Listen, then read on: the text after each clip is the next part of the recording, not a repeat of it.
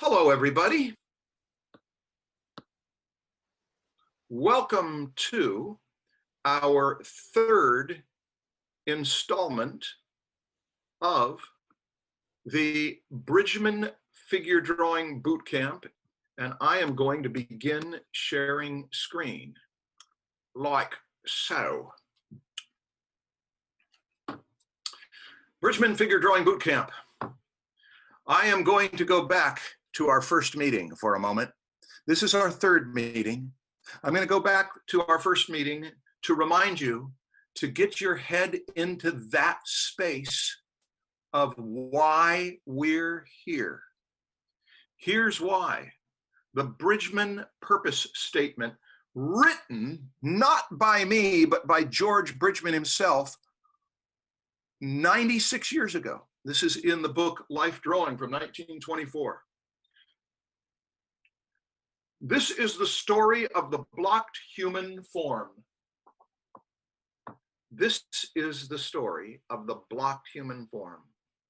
This is what we're going to study today, the blocked human form, where the bending, twisting, or turning of volume gives the sensation of movement held together by rhythm. Oh gosh, that's a long sentence. But we're going to take a moment. He said the bending, the twisting, and the, what would the other one be? That would be the, we can go like that, and we can also bend it the other way. That would mean the turning. Those terms that he's using are not the technical terms. I'm going to give you the technical terms of pitch, yaw, and roll, of moving, spinning on the y-axis, on the z-axis, and on the x-axis. I'm going to give you that information today. And one of you said that you had a headache from yesterday. I'm going to try to cover less this time and take it at a more congenial pace to understand the bending, twisting, and turning of volume. That is how a block moves on any one of the three axes. What else does he say? Where the bending, twisting, or turning of volume gives the sensation of movement held together by rhythm. That is, when you're drawing a still picture, but you are implying that these blocks are in motion, they are held together not by a piece of hanger wire, not by a spine. What does Bridgman say? That the sensation of movement is held together by rhythm. Now, if I had a budget for amazing Proco-like animations, I would animate this bending and twisting and turning of volume and make it sensationally with little speed lines that hold it together by rhythm. But I'm here in person, and talking is cheaper than animating. So just imagine that whenever anything moves, it has speed lines that give these rhythmic sensations. Now, that isn't the purpose. This is the story of the blocked human form, where the bending, twisting, and turning volume gives a sensation of movement held together by rhythm. Let's get to the purpose. Look down here. I'll highlight it for you. Its purpose. The purpose of this story of blocked human form, is it to teach you to draw like Bridgman? No. Is it to teach you how to draw like any great artist? No. Its purpose is to awaken the sense of research and analysis of the structure hidden beneath. Early 20th century writing, but let's put it up here and make it a little shorter. Bridgman's purpose statement is to awaken the sense of the structure hidden beneath. Yes! Even if you do not know everything about anatomy, and you certainly won't. You know three things about anatomy. You know that there's a head and a thorax and a pelvis, and we think of these as things lumped together. And a lot of people don't. Most people don't. They do when they call attention to it, but they don't look at a body and see three chunks of bone that move in relationship to each other. That is the purpose of Bridgman, with its lively ability. And of course, he ends with that hope that the ideas will be better, independent and better. Good. Now, I'm going to give you a very brief pre-book report. Warning, my book reports include complex praise and criticism that can confuse some people. And I'd like to give short reviews on these two books, but my reviews are hard to keep short. So I think rather than give them to you now, I'm going to wait till later in our session today, until I put you on some drawing task. And then those of you who want to know more about these books can say, read to me, Marshall. I'm young, and I want to hear your cranky opinions. My cranky opinions will include, I hope, some positive hope for this next generation, including the fact that you're here in this class and not for the credit. You are here because you want to learn figure drawing from George Bridgman, who's given us his purpose statement: to do your own ideas independent and better, and to awaken the sense of the structure underneath. How did he do that for us? How did we do that in response to his teaching yesterday? Well, I sure wish I would have put up that slide yesterday. I didn't have it in my collection until tonight, or last night. But do you see how that could have helped? Have your books with you, but more importantly, today, very important, have your sketchbooks or paper. Sketchbooks will be fine because we are not going to do lots and lots and lots of fast drawings. We're going to do a few, but we're going to do a couple where we go really slowly. Now, up here, look what he has done. He has given us a line. And that line is not the base of the rib cage. This line is the base of the rib cage. And reading all sorts of things that people said at the beginning of class about how hard it was to get back to 2D thinking. Well, the whole purpose of noticing angles, there is a point of the rib cage there and a point of the rib cage there, and that's bone. Now watch this line. This is not a perfectly horizontal line going through there. Almost, but not quite. But the line of the rib cage would in fact be at right angles to that. Not necessarily on Bridgman, because he may decide to take some liberty and bend it a little bit. And there actually is a little bit of bend. How much should I bend? How long will it go? Oh, wait a second. That's not the sternum. The sternum is going to start up here. This isn't three-dimensional form. I'm just looking at the shape. You see, he's actually turned that thoracic arch into something shaped like that, which has a little bit of a three-dimensionality to it. But nobody's thoracic arch is shaped like that. That's Bridgman's stylization. Now, once we get up here, we're going to do a sternum. How long would I know how to make that sternum? How would I be able to know how long to make it? Yeah. I would figure that the width of the head, if a person's rib cage looks like it's going to be about this big, then I figure that from that chart we studied yesterday, the head will be about half of that. So that ball of the head would probably be up there, about half that width, and that face might be on it like this, and that neck might come down there like that, and I've got something to start working my proportions from, because I had what? This and this.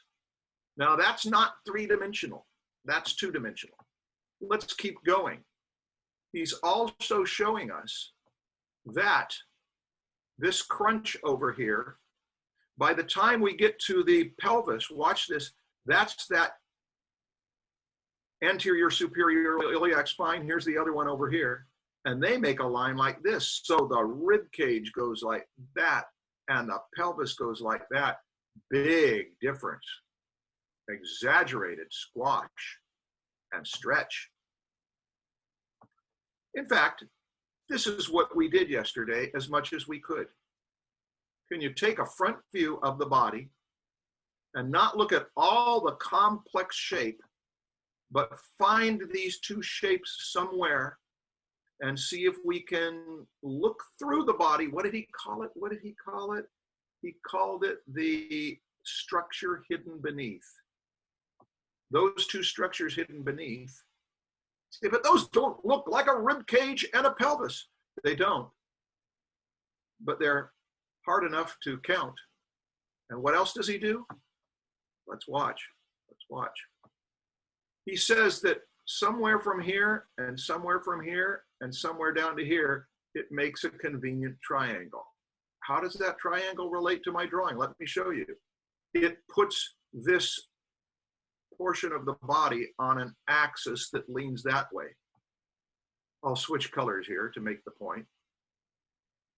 How about this triangle? That triangle, he is seeing. Can you see it on a body? Not really. But in his world, he says, I am seeing that triangle. And this value is that it takes us into a mode of observing, not the hidden structure underneath necessarily here, but the graphic design of the figure. Now I'm going to move on in a moment from this slide. This was about yesterday's lesson. What was yesterday's lesson? Yesterday's lesson was proportions of the figure, three shapes, and the security of straight lines, because straight lines can be quantified. They can be measured for their length and for their angle. Now, some homework. Brendan did some analysis of figures. Brendan, this was the idea. I do want to point out something I should have made a bigger deal of yesterday. And that is that a vertical line in there, early on, wherever you want to place it, and a true horizontal, a few places. Well, we decided, Bridgman decided, human bodies, I guess they didn't really decide it, that the groin is halfway from the top to the bottom. And to measure, even with your pencil, something I got kind of sour on, to measure with your pencil how wide and how tall. Look at how those verticals line up there. Look at how these horizontals do not. That tells us that if we know where one knee is, or one shoulder is, that we could pretty much find the other knee or shoulder by saying that one is at this level. Give me just a moment. That knee is at this level, and then you run a line that you measure to the other level. This is where that great trochanter of the femur is. Even if you didn't know that, you'd see a point there and you say that one goes up to the other side. And you can compare heights and widths. I should have made a bigger deal of that. I hope you went to Josh Reed's video to see him demo that, because I thought that he did a very simple job in a short amount of time. Now, every line up there has a length and an angle. And here's something Katerina pointed out. that the negative shapes become so positive emotionally. There is something about looking at those negative shapes when we compose pictures. If we are designing anything, even a sculptor, where when you move your head around the sculpture, it's going to change altogether, looks at negative shapes and says, until they like it. And this looking at shapes, look at this. That is something that any great artist is aware of in their training, noticing that and turning it into a little character. And that can help accuracy. That can help placing things correctly, as well as designing so that it looks nice. Bridgman was certainly aware of it. Okay, Brendan, I know that this was, I'm not putting all of the work that the crit group, the bonus meetings, I've got 5 or 6 of them from yesterday and the ones that you uploaded by this morning. We will make tonight's assignment, which is for the next 4 days. We'll make assignments from now on available so that you can put them on your agenda. We've got a lot of homework because we've got 4 days to do it. Hey, this is the day. Now, tonight, after I let you go, this is like leaving home from a loving family to go to real boot camp. Of course, there won't be a sergeant. You're going to have to do it yourself, or you're going to have to elect your friends. You know my suggestion, right? This schedule of this. What? Marshall's only having students in a boot camp, only having them do 1 to 3 hours of drawing? Yeah. But since it's Saturday, you could do 8 or 9 or 10 hours of drawing between now and the next time we go. So have your friends, have your community of people hold you accountable. And you save money on paying me to do it, because I'm going to try to give you as much information in these 2-hour ones. Folks, Brendan worked on this. Now, Brendan went a little bit beyond the call of duty. That is 3-dimensional. That's what we're studying today. Today, I am going to do this about 20 times. Watch what I do over here on the right. I'm going to tell you, as some of you have been in my classes in school, that's a something. That's a block. It isn't a block yet, but it will be. And am I looking up at it or down at it? Well, I see underneath it. So I'm figuring that the convex rubber band that wraps that way is going to tell me that I see this part down there. And is it spun to my right? Yeah, it's spun to my right so that I'd see over there on that ear. So I could put a center line on it that way, or I could shave off that plane. And that is enough to help me find the 3 structure lines that will design a 3-planed, 6-planed actually, but 3 that are visible when it's tipped like this box. The vertical line, the oblique line, the horizontal line. I'm going to do that a whole bunch of times today. If you're brand new to it, it might hurt. If you're not brand new to it, I hope it's going to propel you to do further. And in a week or so, we're going to turn that neck into something that would wedge into there, and then try to find the muscle that would go from there and then into there, and the other one that's going to wrap around, and do some development into anatomy. Now, Brendan, you're here. I don't have mic access, but I spent a lot of time thinking about these. It was fun. Bless you, Brendan. You know that a person is on their way to doing good work when they say, I spent a lot of time and it was fun. It doesn't mean that if it wasn't fun, you won't do well. Everything's not fun sometimes. But if you're spending a lot of time and enjoying it, that's the great secret. Okay. Good job. Let's do another of student assignments. Phoenix Baldwin, a champion in life and a devoted artist, has used flat shapes to silhouette some of my favorite bridgman drawings, even without getting distinct form in it. Yeah, not yet. It was really fun to see all of the continuity lines and the rhythm that came out of the shape design alone. Hey, everybody, look over on the right. That is shape study. Phoenix ran with it. Phoenix also did something that some people might not have thought to do.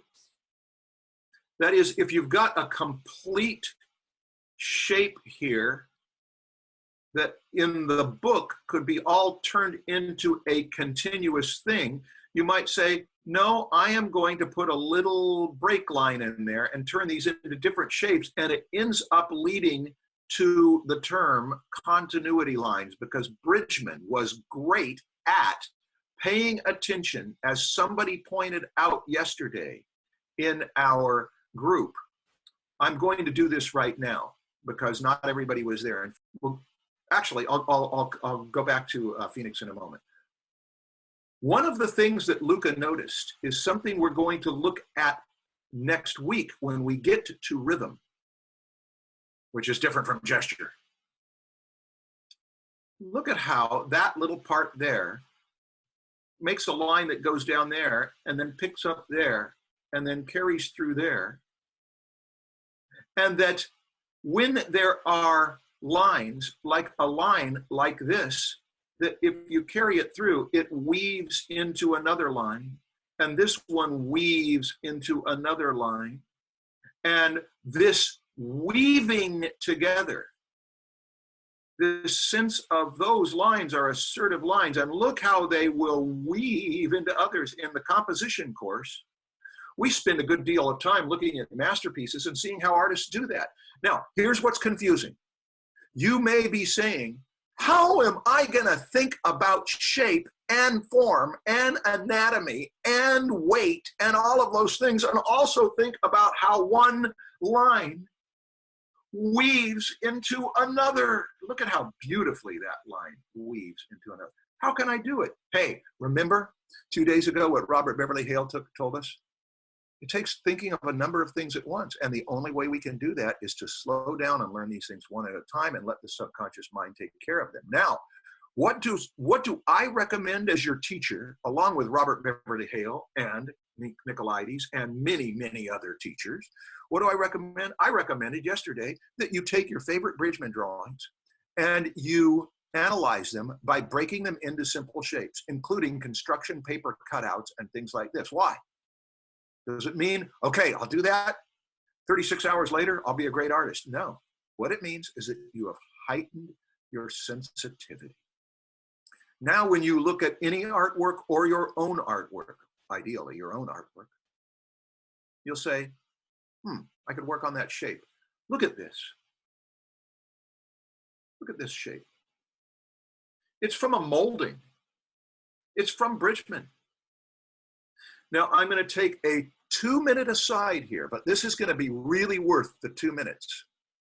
Bridgman is not the primary source for these rhythm lines. You could ignore Bridgman altogether and do the best in the world. What is the primary source? Look at our calendar for metaphors from nature.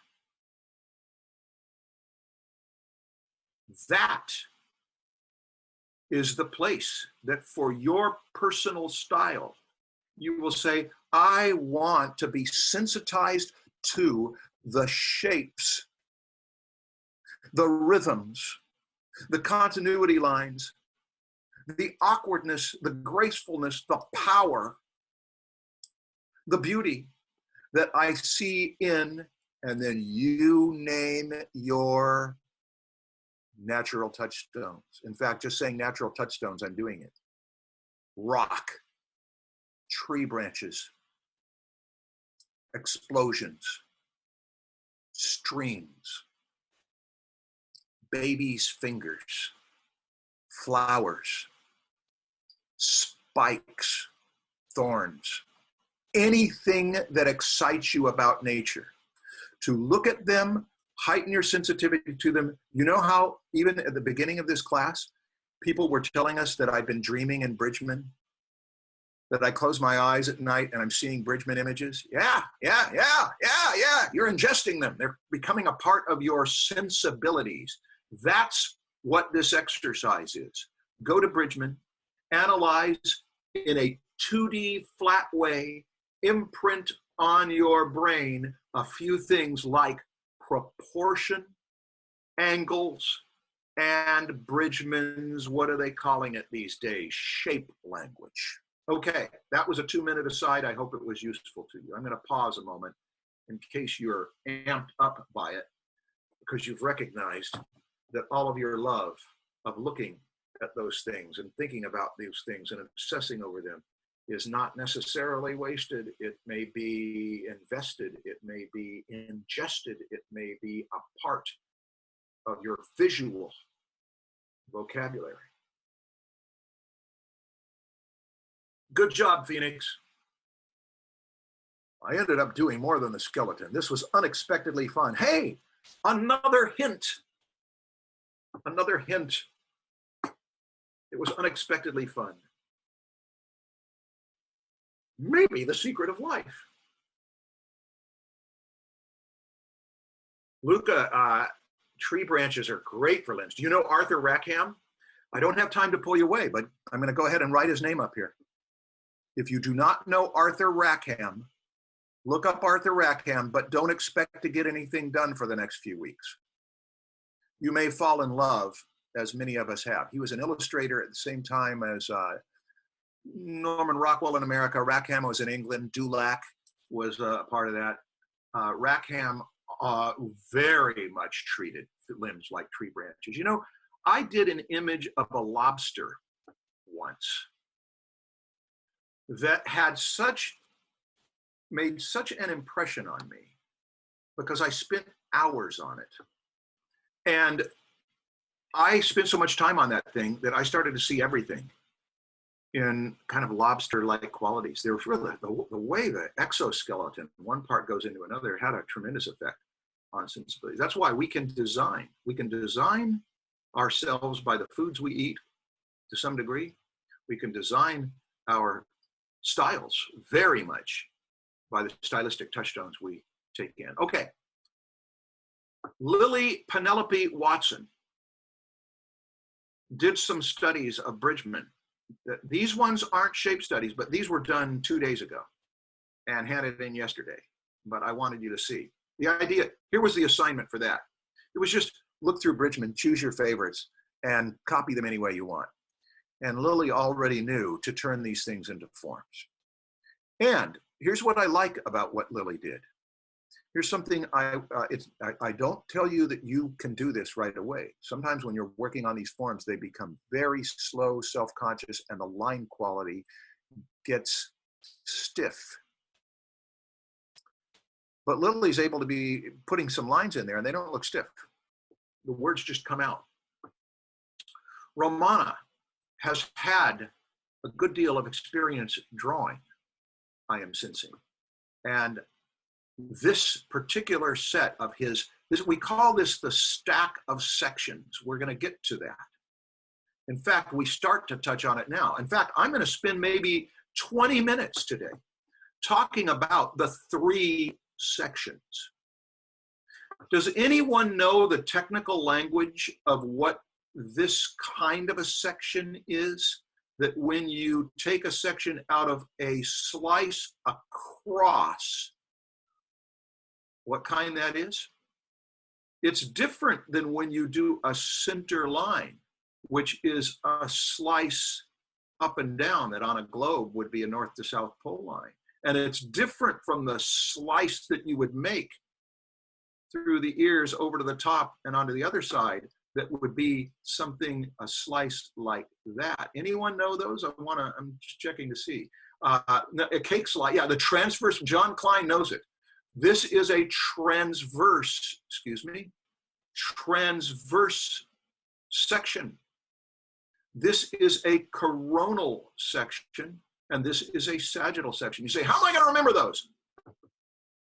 I'm going to spend 15, 20 minutes to show you how to do that with a block. And if it drives you crazy because it's too technical, as soon as I'm done, beloved student, as soon as I'm done taking you through 40 minutes or so of technical stuff about blocks and spheres, I'm going to give you permission to forget it all and then go back to doing it simply. But we will want to talk about some of that. Now, Romana did something that is the foundation. This stuff that Bridgman shows us in the book, when he shows you the cross sections of a body from top to bottom, why? So that you can have an intellectual exercise? Say, I'm smart. I know the cross sections of the body. It's not why. It's a hidden structure, not so hidden when you're an artist. It's to create your own light source. Cross sections allow you to define the form without shading. And then when you decide to put the light here or the light there, you've got a rubber band around there or a little cross contour around there. See, this faces up. This faces down. No, it doesn't. It's all one flat screen surface. Yeah, but in our pretend world, we put a line like that and a line like that, and we have in that pretend world something facing this way that receives light, something facing this way that doesn't. That is the shortest and simplest I can explain of how planes give the illusion of rendered form when you know the cross sections in all directions. Okay, Romana, good job. Now let's take a look at a few more, and we'll spend less time on these, and we're going to move on. But I want you to see what students are doing, and I hope this is useful to you. Sasha did 3 studies. One of them is full of planes and shading. One of them is fewer planes without shading and showing us that we see this side. Let me darken that. We see this side, and this is another side over here, and this is a third side over here, like a block. And then when we come up here, that side disappears because her torso is twisted to where this is facing more down that way, and that is facing more toward us. And over here, rhythm and continuity lines. And one line that might flow into another, and another that might flow in another, and straight line angles. Good job, Sasha.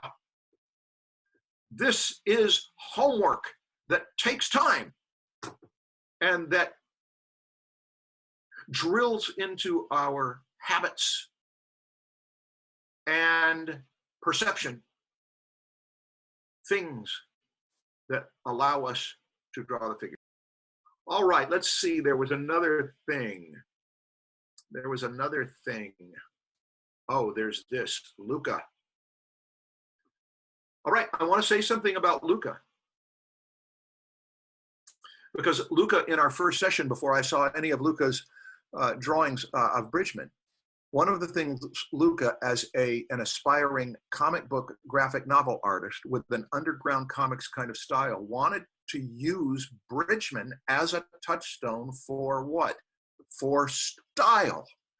Is that typical for a person who does that kind of graphic novel? Not superhero graphic novels, not Frazetta paintings, not Jack Kirby, but somebody more like Crumb, who's, when I think of underground comics, first person I think of, someone like Alan Moore's work, but when he used to be an artist, someone who puts a lot of detail in there and flattens things out, but puts some cross contours, and there's an awkwardness to it that makes underground comics appealing. Luca is thinking of using Bridgman as a stylistic touchstone. What's that mean? He's working with, Bridgman is working big and with lumps of charcoal. You know, Bridgman's work could almost be done with lumps of barbecue charcoal. But in his hands, it becomes big, strong pieces of barbecue charcoal. that leave these marks. If you were to use a brush pen like Kim Jung-gi does, and not as a point, but to lay it out flat, these almost look like they were done that way. That doesn't help you with form. That helps with style, and to say, I got a gutsy style. This is a guitar that when I hit it, it goes, not a little thin note. Okay, there's another student studying, but this is the one I'm going to land on. This is the one we're going to take the rest of the session today to deal with. Sudipta. Look what Sudipta is doing here. 2 studies. One of them is what you'll do tonight and for the coming week. 3 big forms. We're going to understand that. But just in case there's a temptation to say it's all about form, no, it isn't all about form. It's also about graphic design. And if you do this and you say it's a little stylistically and technique-wise, it looks a little careful, that's okay. Because I predict that Sudipta, in paying attention to these skills, will eventually go in there and say, like that, like that, like that, like that. And also maybe even when it comes to the pen and ink or some other medium that allows you to go thick and thin by pressing down, you'll start with a thin one and then get really thick and thin, and you'll have a line quality that is like a musician running the bow across the violin strings or the cello strings and getting some guts out of them. But these things take time and a lot of energy, and that's what you're here for. This is the month that you do it. Now, we've spent a lot of time on that one. What was the point of it? More than one way to approach this. Robert Beverly Hale, many things at once. Conscious mind can't do it. Subconscious mind must. How must subconscious mind? Spending a lot of time, a month or a few years, acquainting the subconscious mind with these different disciplines.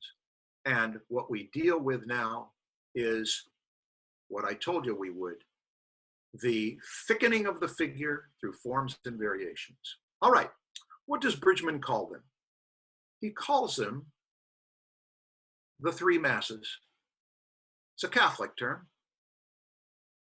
Better change that. The 3 forms. In one of his books, Constructive Anatomy, the first book, or one of the, it was, I think the first book, 1920, he says in there, these 3 forms, think of them as the body of a wasp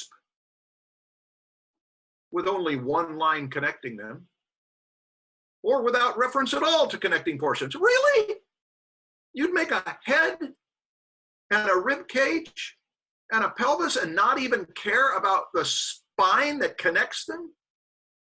Or even a line that connects them? No, just floating wasp parts. Well, that's an interesting observation. Floating wasp body parts. That could be useful.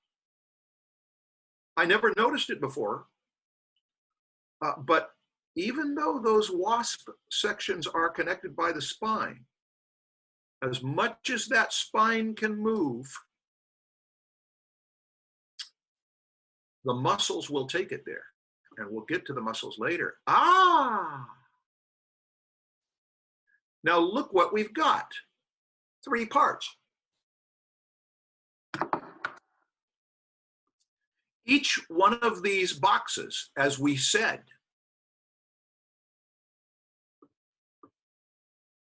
is in a different position. We're looking at that top box. We're looking up into the base of it.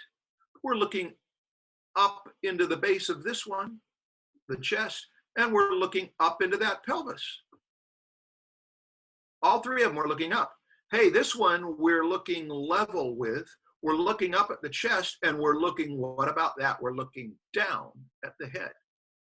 Now, that explains why these 3 forms are the core forms we study in studying the figure.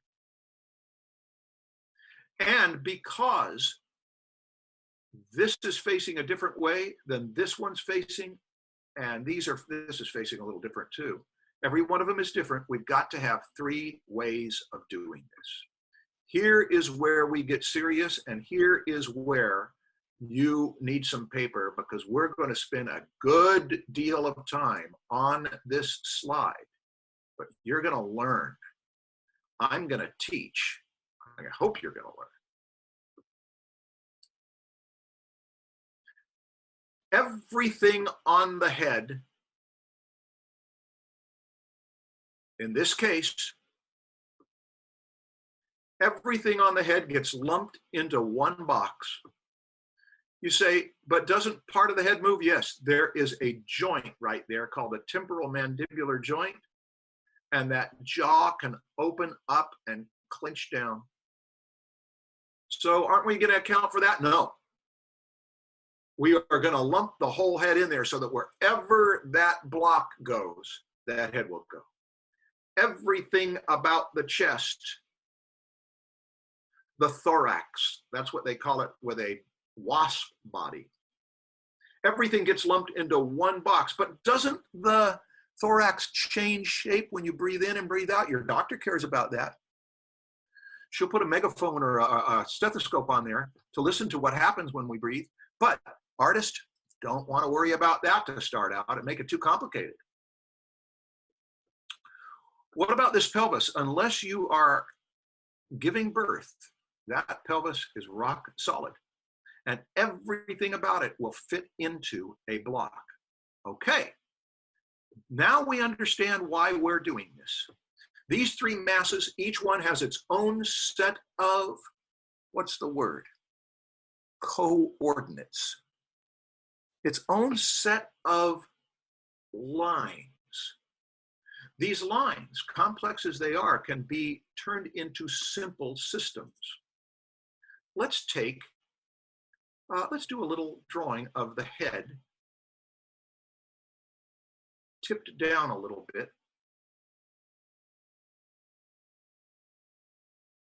So that we know that this head is in a different position. It's aiming down.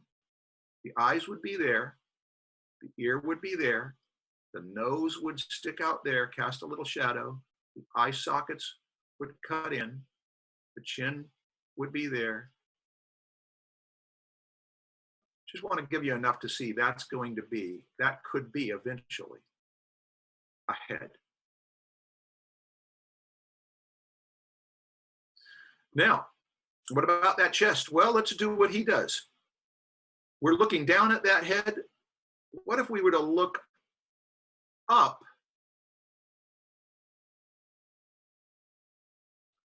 at that chest?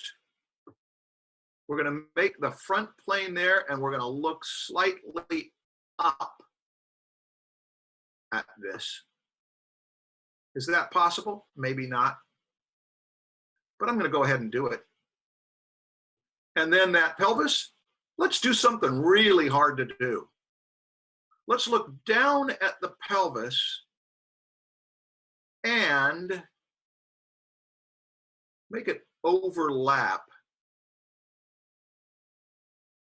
Let's make it overlap a bit.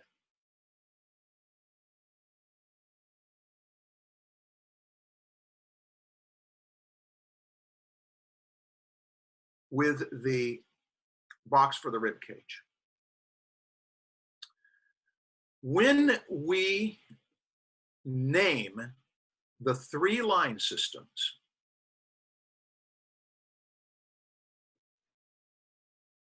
we have to do something that won't confuse us. We're going to call left to right. We're going to color it red here. Every line that goes left to right, we're going to color it red, and we're going to name it X. Well, why name it X? That's confusing. Why not just say left to right? Here's why we don't name it left to right. Because look at the drawing at the left, and look what these X lines will look like over here at the left. Watch this. There's an X line. There's an X line. There's an X line. There's an X line. It's going into the paper. It's not going left to right on the paper. It's going into the paper, and so we don't want to call it left to right. We don't want to call it a width line, because what about positions where it has no width on the paper? What if it's pure depth over there on this figure? Pure depth. So we'll call it X.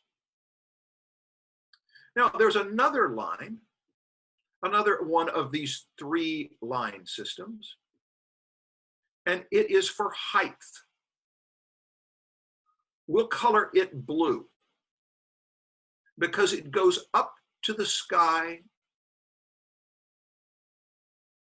which today in Southern California may be sweltering. We're in a desert, but the sky is, in my view, blue. Hey, look over here at the left. They stay height lines. The Y line is for up and down.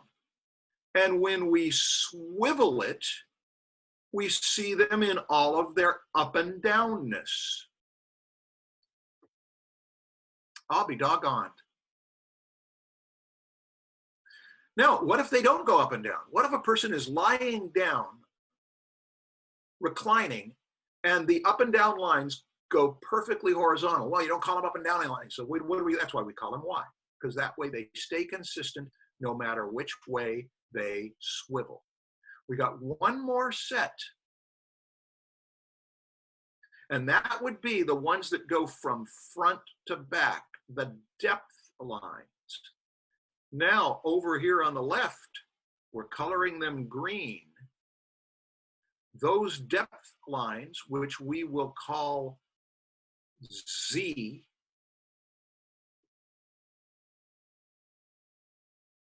can we see them on the front view?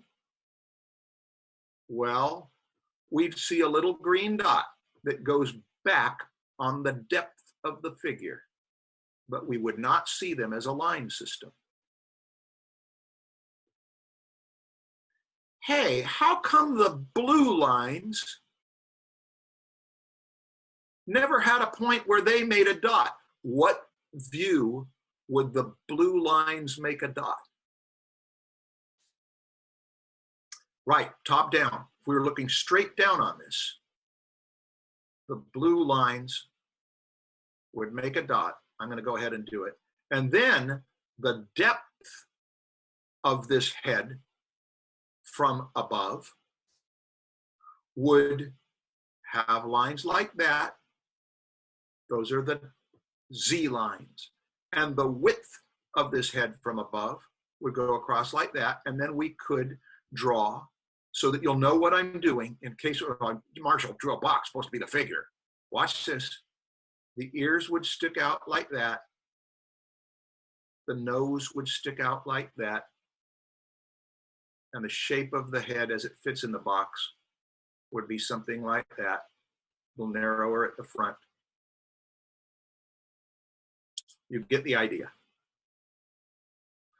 We have just named the three axes, the three coordinates. You want to take a screen grab of that, feel free to do it. But if you're drawing this on your paper, getting it on a screen grab isn't going to help you nearly as much as getting it into your brain.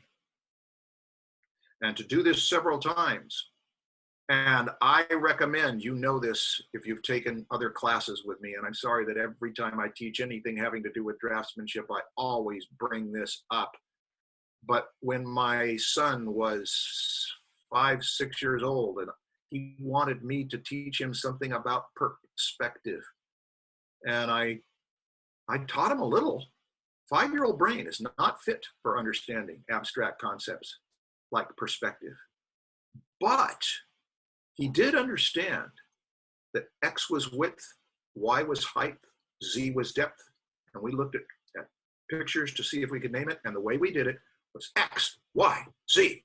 And to get that into you, to get into thinking about those things, you're thinking about the axes. Okay. This is why Bridgman says that this is the story of the blocked human. This is the story of turning the human body into blocks. Well, why turn it into blocks? It's not made out of blocks. It's made out of round things. Yeah, round things, as you're going to see in a few moments here, are really tough. Now, some of you might say, why do some 3D apps swap out the X and the Z? I don't know why. But it doesn't make any difference. You can name these anything. You can name these 3 line systems Eric, Shane, and Rembrandt. It doesn't make any difference as long as we keep them consistent so that we can track where we are with these forms. Now, I should say, those of you who are prospective students, those of you who are concept designers who do environments, those of you who work with 3D programs, you already know this. I am trying to do this for a person who is a beginner. I'm trying to do this for a 6th grader so that you understand the concept. And I hope I didn't hurt you too much. But those of you who know more about it know that the environment has a whole different set of coordinates. When you lay down, the room will have an X, Y, and Z, and the things in the room can tumble all over the place. But that's exactly why we use this. This is a left-brained, scientific way of understanding 3-dimensional space by reducing it to the 3 dimensions: width, height, depth. Okay. So Bridgman, in his book, in the United States in the early 20th century, actually reduces these things or describes these things in their inches, which is not that helpful, actually, because it's relative to the size you're working. But there he's showing us something. Now, I want to see if we can apply this or see how he does it in his pictures. Let's take a moment to see. Well, sure enough, this analysis, Bridgman is showing us this is not just something we do in a textbook. I'm going to actually draw a figure here, and I'm going to turn it into 3 separate things. And I'm going to make one that I'm looking up at, and another that I'm looking up at, and another that I'm looking down on. Now look what I did. The logic is that if this end of a cylinder is closer to me, the rubber band, watch the rubber band, very important that you're watching right now, it curves convex to the direction that it's going away. Oh, I got the axis of this one all wrong. That's okay. The axis is actually going straight up and down. I've got it going that way. But this end is closer to me, so the line will curve convex as it goes away. Whereas over here, this end is closer to me. You say, Bill, I can't see into it on a real human body. That's okay. We're trying to think of something that says that's closer. And if it were a cylinder, the line would curve that way as it goes away, convex as it goes away. So I made a convex line, and that got me started with 3-dimensional lumps. Yesterday, we talked all about shapes. Today, we are talking about forms. I'm going to switch to blue here, and I'm going to do these again. I'm going to do this one. We're going to say we've got a something there that's a shape, something like that. And we've got a something here that is a shape, something like this. And we've got a something here that is a shape, something like this. Now, that may not be very accurate, but here's what I'm trying to see. I'm trying to see that he's thinking that way even more. Let's get it a little better. He's thinking that that thing is, that pelvis is angled that far. So I might want to take into account that what line system would this be? Let's think, what line system would this be if it's going from one side to the other? That has got to be an X line going off to the X line vanishing point. Well, my goodness, if I've got that X line because I went through side to side, I can be pretty sure that every line on that block that goes that direction is going to go that direction. I made it blue. That's okay. I'm just going to make it blue. We'll swap out X and Z, or no, Y and X in this case. Now, what about depth? Well, how would I know that the depth, which I'm going to use as another color, how would I know that the depth would go this way? I don't. In fact, that block might even be, watch this. Sorry, I don't want to get confusing with the colors. So I'm going to go back to blue. The depth of that line, if that's the width line, the depth of that block might be going that way. That might be a better interpretation. Let's see. That would mean that we were actually, if we could see through that leg, we'd be looking up a little at that block. You say, well, Marshall, if I'm going to do these studies this week, how do I know which one? Play with them. If this were a real figure in real three-dimensional space and not an invention George Bridgman was doing while he was standing in front of a group of people, there'd be an objective truth about it. But it's a drawing, and he might have changed his mind from top to bottom. Hey, here's what it means. It means that if we go from there and aim back there, and then we could see the hidden lines, well, I think we better switch to green then for the height lines. And we're going to do that, and that, and that. And we have got a something now that whatever it's missing for organic qualities, it's certainly not missing anything for telling us the position of that mass. This we are definitely looking up at. I'll just switch to black now so that I don't have to keep switching between.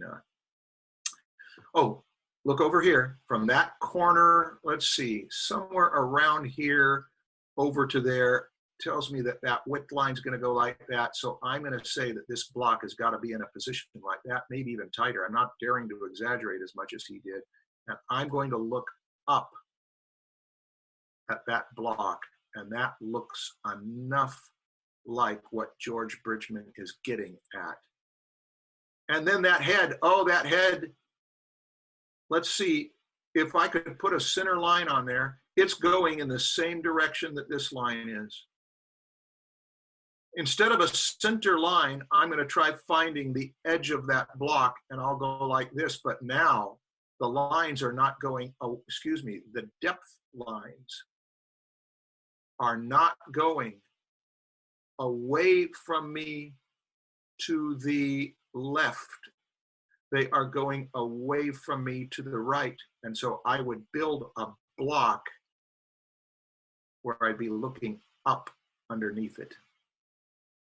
And now we have a head in a different position than the chest.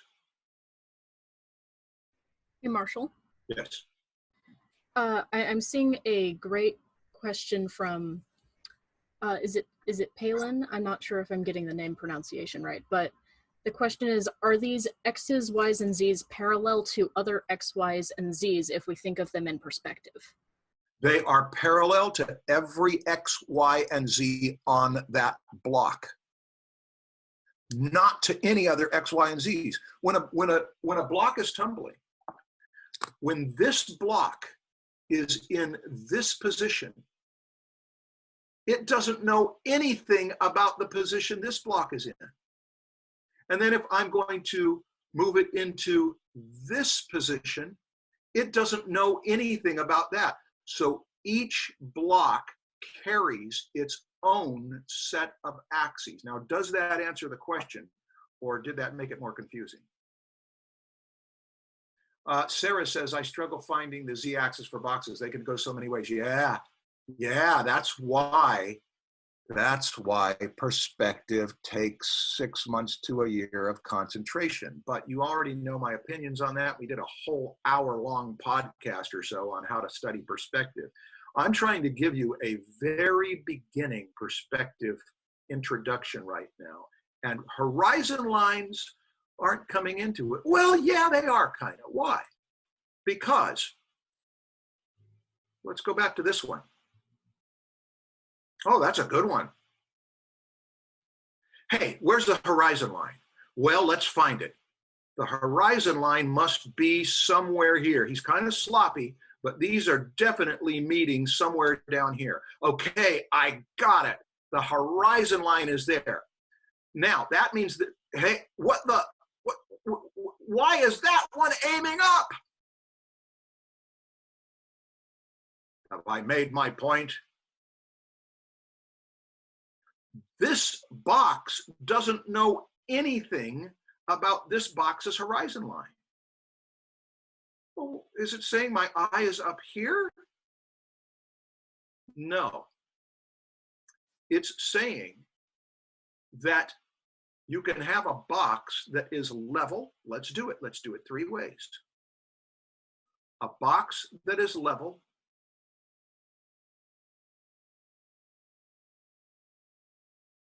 A box that is a little below our eye.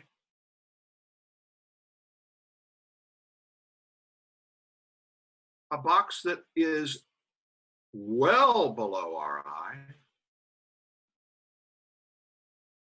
Now watch what I do. A box that is above our eye. And you say, I got it, it all makes sense. But watch this, watch this. A box down here that is also above our eye. How did that happen? Because this box doesn't know anything about this box. Every box is different. Now, if that became confusing, I'm going to put it on you. The confusion is that you are so locked onto the thing perspective teachers tell you at the beginning. I do too. You have to know where the horizon line is. That's where you start. That's where you start when you're creating an environment. It's not necessarily where you start when you're creating a head, because the horizon line might be down here. And you say, it sure is. If I turn that into a box, it's going to go down to there. I got it, Marshall. What about if the person puts their head down? What about if a person tilts their head down? Well, it doesn't work anymore. So a better question than where is the horizon line is this. Am I looking up at this head? Yeah, that means I'll see underneath it. Is it facing to my left or right? Looks like it's facing to my left. Therefore, I'll put a line like that. Now, one of you said that Z line is so confusing, but you see how just by doing that, saying I can see underneath it, I could snap that rubber band tight and snap that rubber band tight, and lo and behold, it's not going to be accurate that way, but it's going to be useful. What about this one? Even if my eye is down here at the leg, if that person puts their head down, I can say that head. Which part's closer? The top is. Okay, I'll shave off that top and I can see it. Now I get a corner, snap that rubber band tight. Watch this, those of you who have trouble with a Z line. It looks right. How did you know it was right? I didn't know it was right. I've just drawn a lot of blocks. And if you draw a lot of blocks, you start to say that looks right enough. Nicholas has summed it up. Nicholas asks, so when we are creating these boxes forms, we are creating 3 distinct forms. Yes! Do we technically not need to worry about horizon lines at all? No, we don't need to worry about them. practically at all. Isn't it necessary to make sure that three forms look coherent in relationship to each other? Well, you're putting something on it that we don't need. Is this head not coherent with this one? Is this head not coherent with this one? Three separate forms. Now, the reason why I think people get confused is that you're sticking with a maxim. Got to know where the horizon line is. You do when you're plotting out perspective in an environment. It's the first thing practical. But when you're spinning a block around, I want you to know that when I spin this block around, rough as I'm drawing it, I know that this is not impressing you. This is worse than a lump of barbecue charcoal. But I can spin it so that this side comes more toward me and looks like this. Now watch what I do. Those of you who have trouble with the Z lines, it was aiming that way. This one was aiming that way. But if I'm going to pull it down there so that now it's aiming more level, doesn't it make sense that this one's going to go more up? And that plane will become more foreshortened. Can I do it further? Am I thinking of a vanishing point? No, just thinking that direction, that direction. Can I make it so that it's almost a side view? Yeah, let's do it almost a side view. Make it so that this is even a little more horizontal. And then that goes very straight up. And now it's just a little sliver of what was a front plane. Terrible perspective, but it works. It's spinning it. What would happen if we spun it all the way over that way? It could end up looking like this.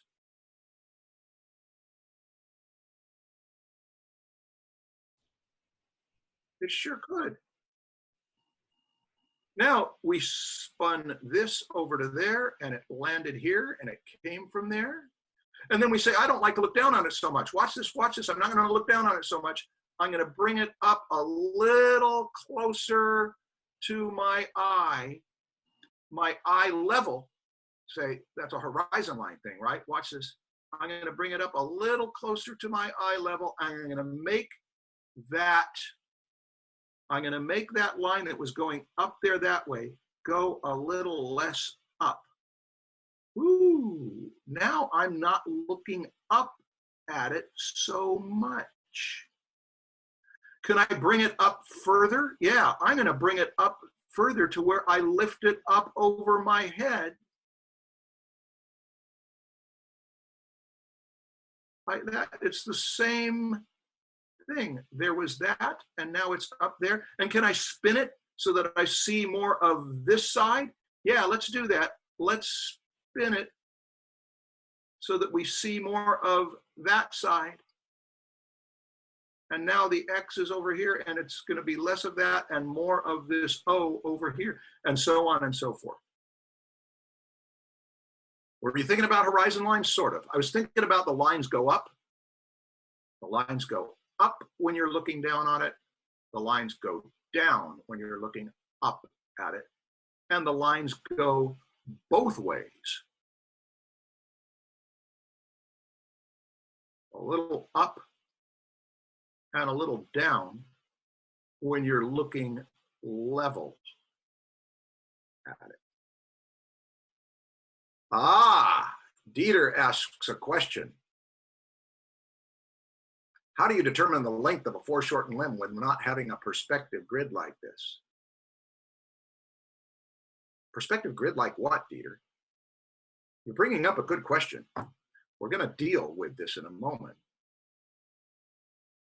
Bridgman is telling us the rib cage is shaped like a circle from the front. It certainly isn't shaped like a circle from the side. Remember what it's shaped like from the side? It's shaped a bit like a flattened egg. And then that pelvis is quite blocky, especially when you get flesh on it. And then that football, and then that calf, and then that foot, That got us going.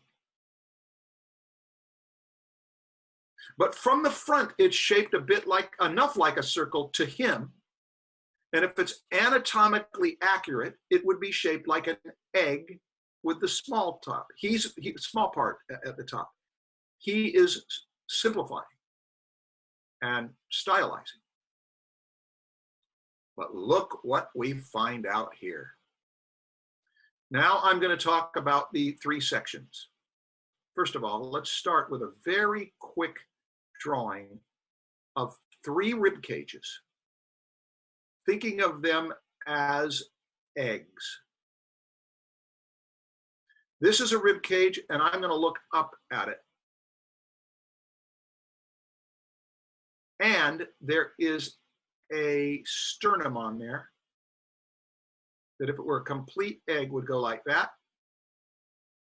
And another section, this wide part, 8th rib is the widest part. Watch what I do. I'm going to put a rubber band that way.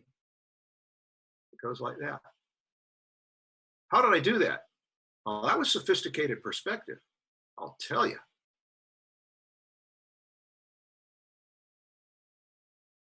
But that's just one. Now we're going to do something facing the other direction and looking down on it. We're going to see into the top of the rib cage. We're going to put the sternum there like that. And we're going to say that we are, let's wrap a rubber band around it. That would be a transverse section. Put a corner of a rib cage there and a corner of a rib cage there. And we're going to see, can we make this look like we're looking down on it? We can. We got one we're looking up at, and it faces up to our left or our right. One we're looking down at it, and it's facing over to our left. And let's do this one where we're almost level with it, maybe a little below our eye. You say, how do you mean below our eye? I can see into the top of it. I'm going to deal with that in a moment. Remember that from the side view, a rib cage has a longer back and a shorter front.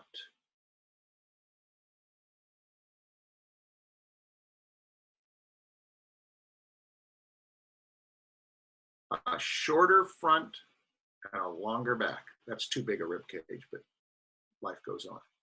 Now that means, watch this, that angles down. So even if our eye were right here, if our eye level were right here, we'd still see down into that. And then we put a sternum on there, a single line will do. And then we look for something like a corner of the rib cage. That might be one, and that might be, hey, look, watch this, watch this. If that's a corner and the other one is a corner over there, we're guessing at what they are. The line aims up. That means I could put a dot there and a dot there, and that would tell me that I'm looking ever so slightly at a corner.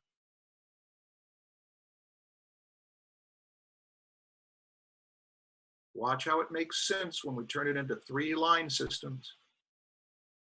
Ever not looking down that much, but you get the idea.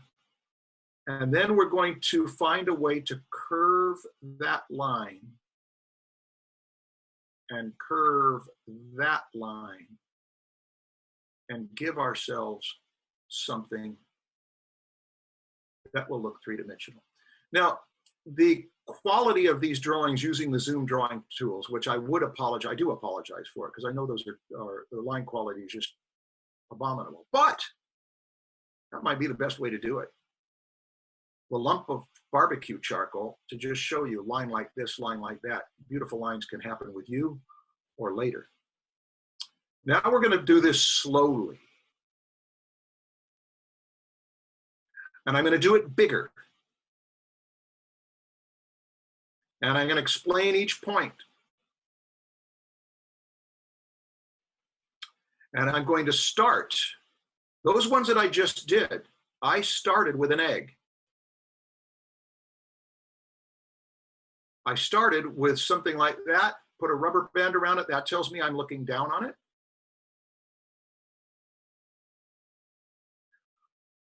Watch the pencil, watch the pencil. Don't be drawing right now. Watch this.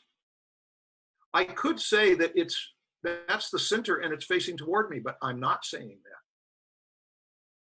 I'm going to say that the center is right here and it's facing to my right. Oh, the cross contour.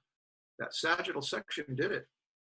And then I want something similar, but at a 90-degree angle so that I've got all three sections. You can do that too, but you'll do it easier with about 10 to 20 hours of concentration on boxes and ellipses. So don't kill yourself if you can't understand that. I'm doing it simply to show you that it can be done without a lot of fuss, but now I'm going to do it with a lot of fuss. Let's put this rib cage into a box on which we look down. How do you know that we're looking down? Because the lines that go away go up. Are we looking extremely down on it? Take a look at it. We're looking down enough on it. How do you control how down you look on it? How up the lines go. The more up they go, the more you're looking extremely down on it. This is right in between. And I've only been thinking of three line systems. Up and down, the ones off to the right, the ones off to the left. Now here's a very important thing. That if you don't do this transparently, so that you can see the lines on the other side, if you don't do that,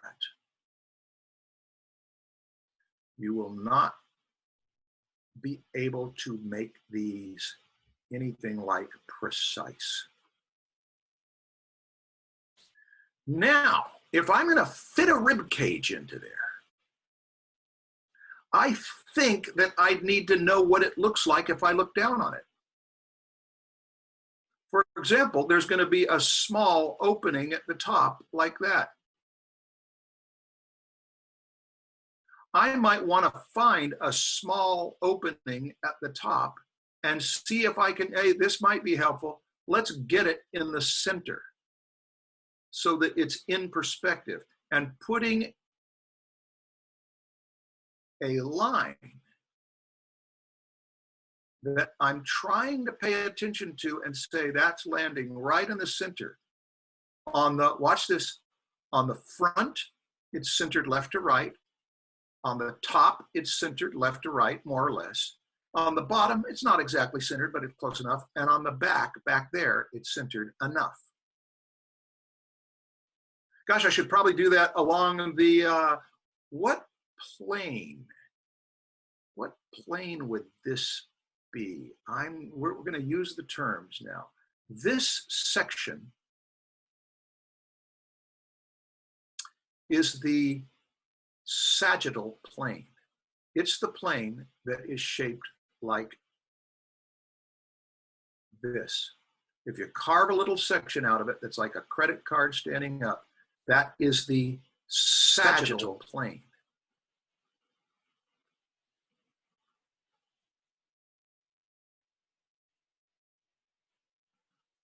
Hey, do we need another section? I think we should have another section. I think we should have a section. And since the widest part of a rib cage, not in Bridgman's world, but in reality, you're studying more accurate human anatomy, is a little below, not in the center. So I'm going to do a line like that, and a line like that, and a line like that. And I'm going to see if every one of these lines, if I can keep them in track, that section will be the transverse section. I'm going to draw it again over here, so there's no question. That is the section I just drew. That is the transverse section.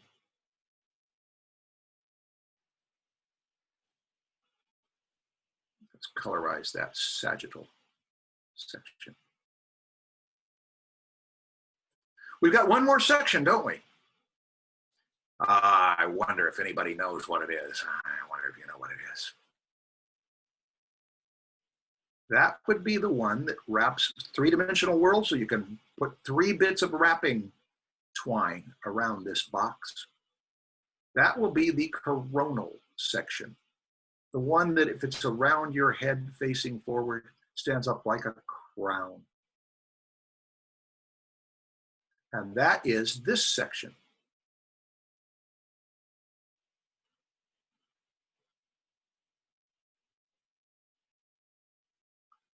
Coronal.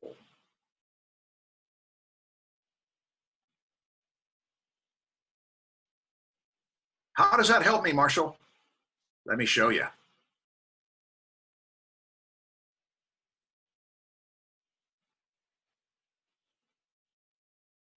If we decide that on the top of this box,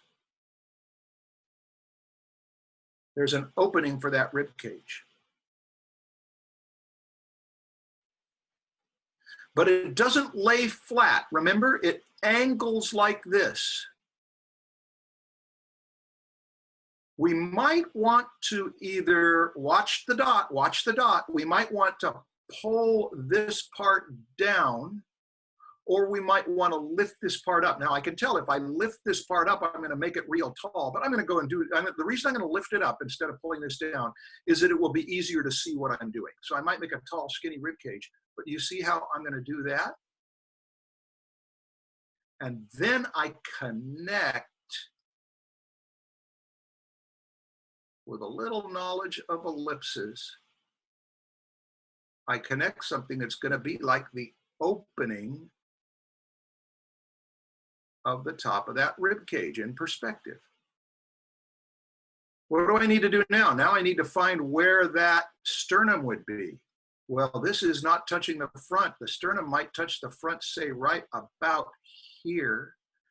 And watch this line. I can go from there to there, and I've got a line for the sternum.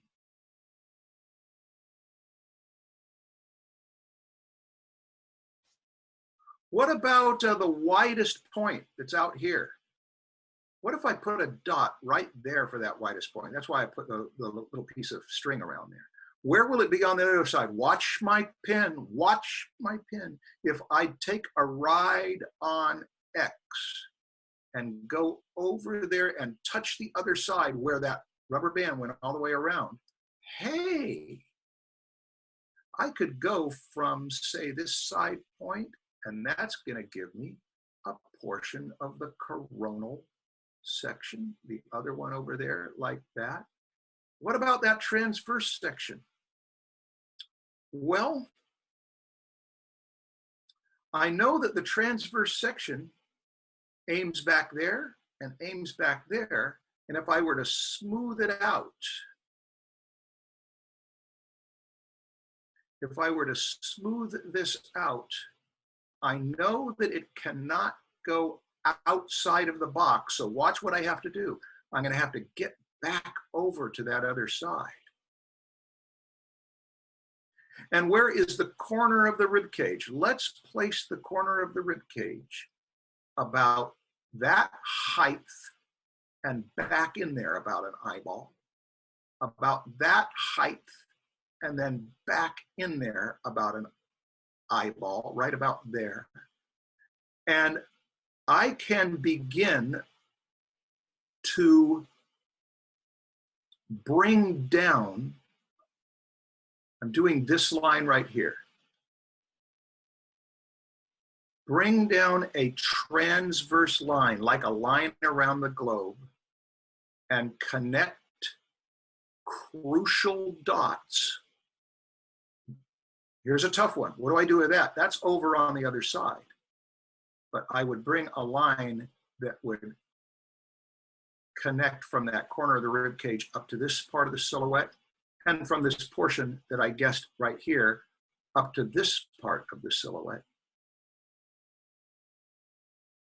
And then cross contours. I'm going to switch to black now so that it will override what I did. There we've got an opening of the rib cage. We've got a coronal section. We've got a couple of transverse sections. And we've got a sagittal section, which we can now make into something more like a sternum, and then get the outer contours. Now, we've only got 15 minutes left, and I told you I was going to give you permission to not do all of this work.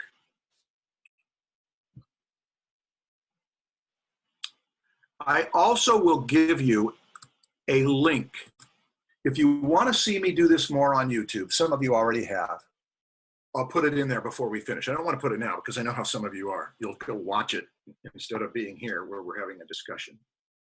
And also, it was hard to understand the book. If you want to build that three-form box that you made, what materials work best? Well, here's what I did. I went to Michael's and I put more work into this. I don't like carving. I'm not a sculptor. But I measured stuff out and I took my time and I glued things together and I put flexible wire in there so that at least this, which is, notice, that's not Bridgman's rib cage. That's closer to Richet's.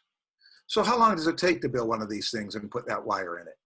If you want to do it so that you've got something to work from, if you want to do it, what do you figure? That's up to you. I spend about 4 hours on it, maybe. Cutting it out of sponge sure makes it easier. All right, now I'm going to talk with you. And how many of you have a headache right now, or you feel like this has been too hard? I'm miserable. Marshall, you've hurt me.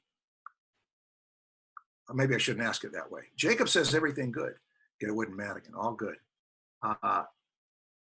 Your homework this week is going to include to find every image in the book that shows a simplified form and give it some thought. You will not master it this week. It takes perspective training to master perspective, but you'll get familiar with it. You will start to notice, if you work on this, you will start to notice that if you have a ball or an egg in front of you and it's looking right at you, that line will be straight. But if you turn it away from you, it's going to start to curve that way. Now watch the next thing. Over on the other side, transparently, it will repeat that. Am I looking up or down at that? I don't know yet. I haven't put a line on there. You have to put a transverse line. That's a sagittal line. But if I have a transverse line that from the front view might just look like that, I can then say, oh, and I'm looking up at it. Now watch this, and try to draw over to the other side so that you see the whole transparent thing.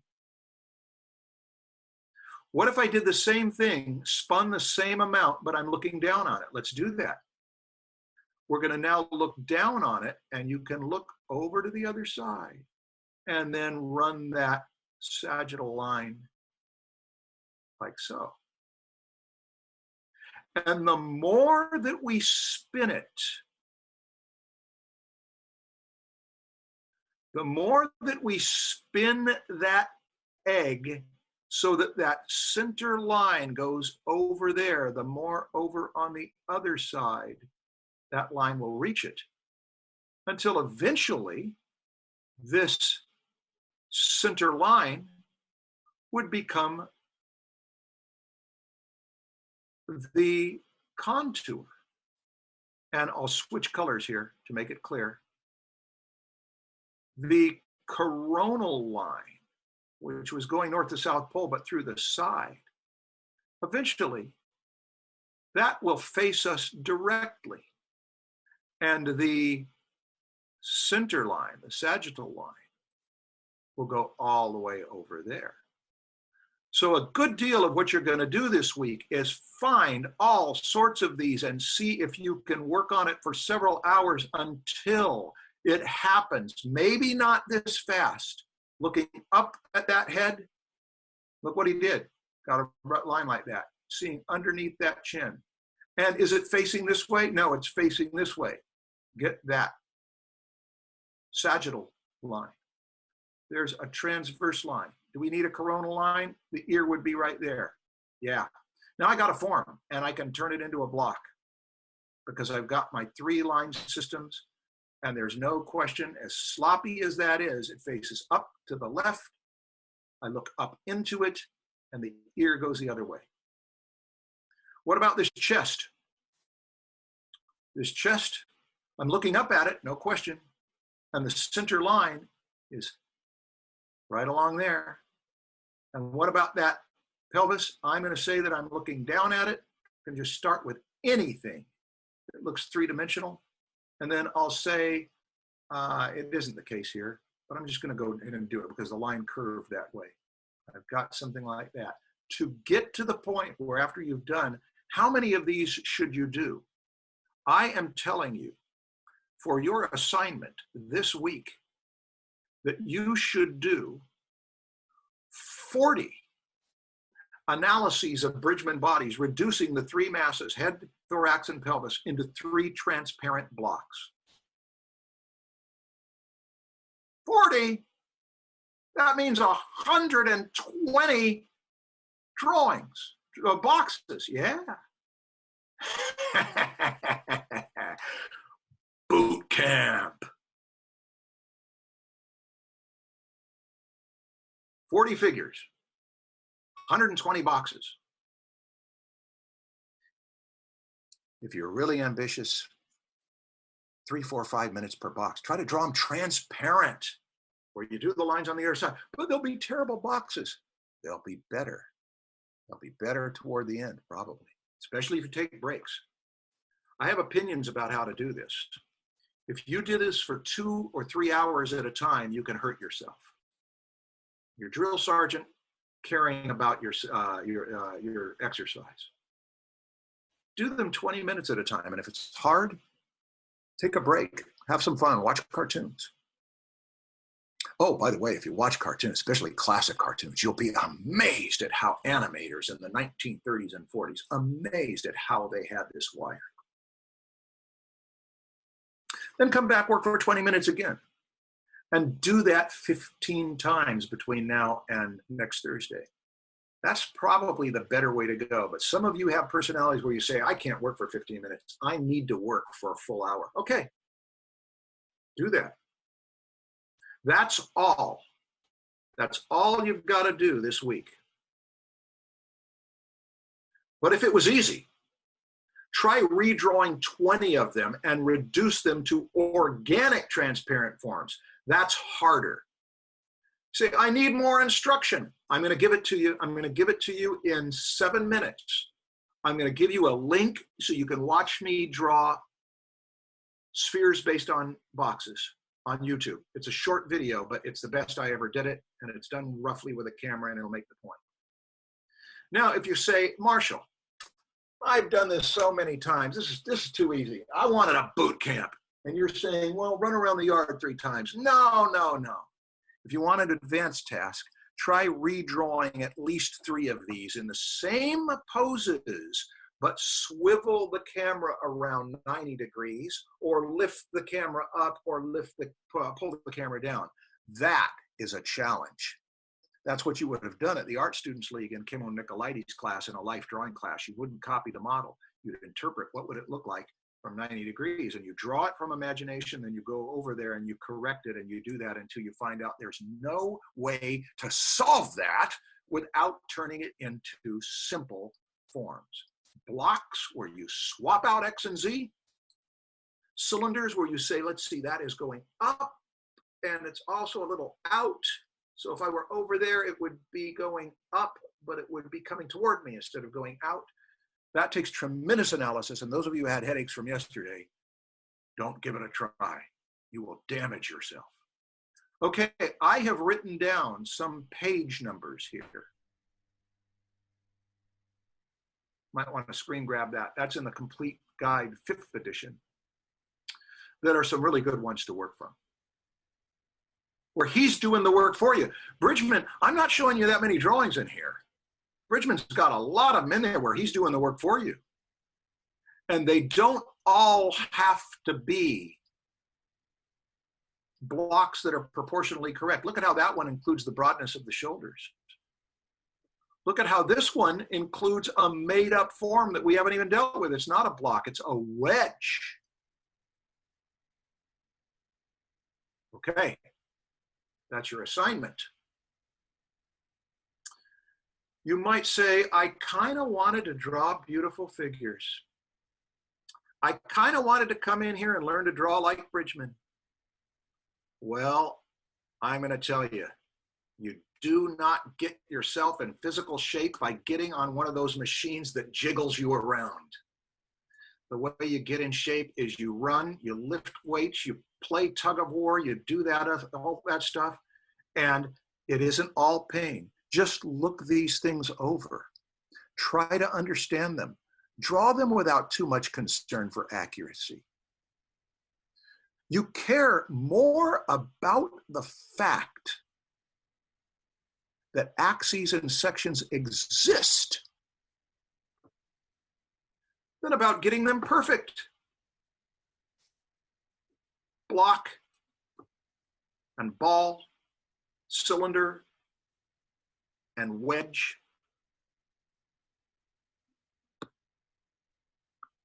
cone. Look at how he does it. We're going to be done in 3 minutes, so I better have to hurry. I'm going to do one other round. There it is. Look at that line, like so.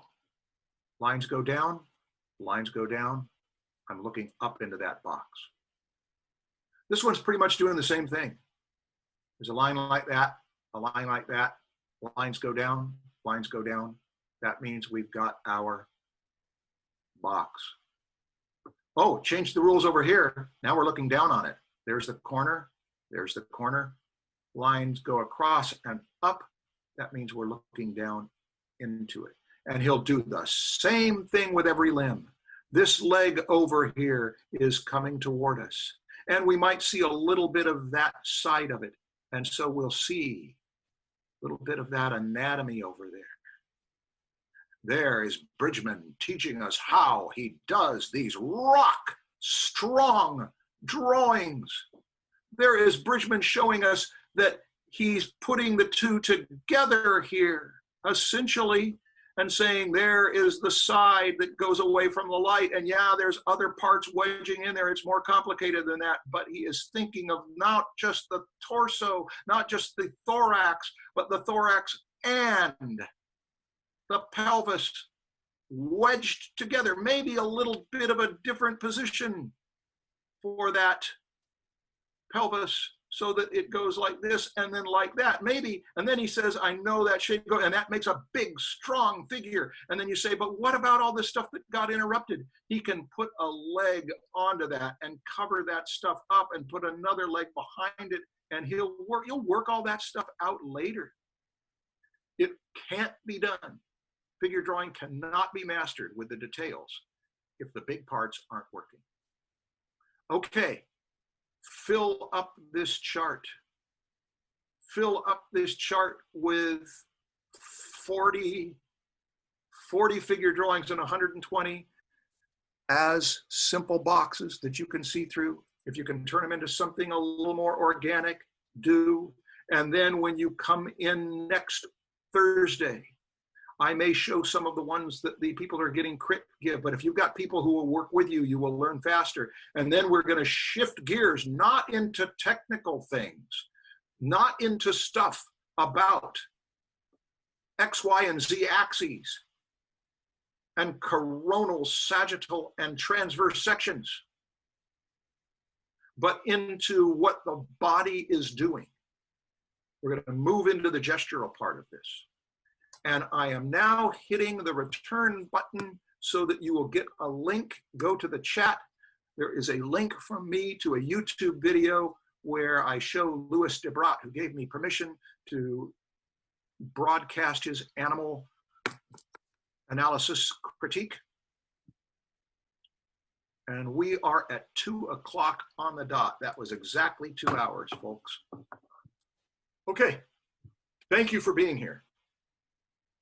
If you're feeling lost and you feel like you need help, some of you are going to get help from me in an hour. The rest of you, I hope you've got other people that you're studying this with. You can get together and talk about it. You can share resources. You can practice together. You can give yourself feedback.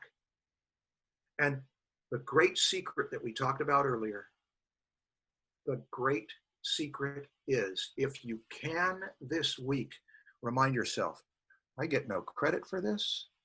This is not a college course where I get to get a diploma. I'm doing this because I'm interested in it. I want to enjoy it. This is my work of choice. Everybody else is doing other things.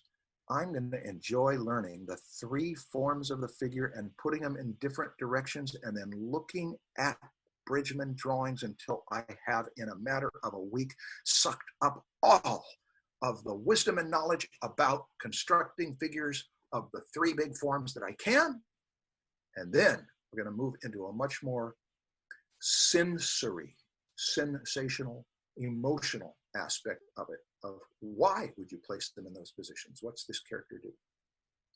Okay, thanks. See ya.